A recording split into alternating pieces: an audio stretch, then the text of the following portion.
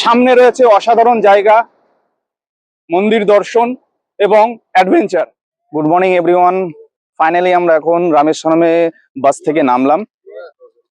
ব্যাঙ্গালোর থেকে রামেশ্বরম আসতে মোটামুটি 14 আওয়ার্স লেগে গেছে। 1 ঘন্টা লেট ছিল, 13 ঘন্টা, বাট সেটা 14 ঘন্টা লেগে গেছে। বাট আমরা এখন রামেশ্বর বাস স্ট্যান্ড থেকে সামনে একটু যাচ্ছি, কারণ আমরা রামেশ্বরমে এখানে এসে এখান থেকে রেন্টাল বাইক নেবো।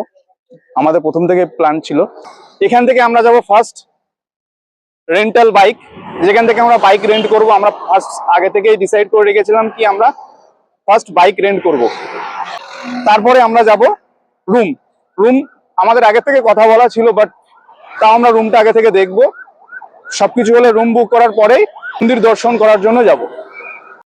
কি করে তোমরা বাইক এখান থেকে রেন্ট করবা, কত টাকা পড়বে, সমস্ত কিছু ডিটেলস আমরা এখানে। আর এই ট্রিপ কমপ্লিট হওয়ার পরে, এই ট্রিপটা পুরো টোটাল কমপ্লিট হওয়ার পরে এই ট্রিপের টোটাল বাজেট, কত টাকা আমাদের এই ট্রিপের জন্য খরচা হয়েছে, টোটাল বাজেট তোমাদেরকে আমার সঙ্গে শেয়ার করব।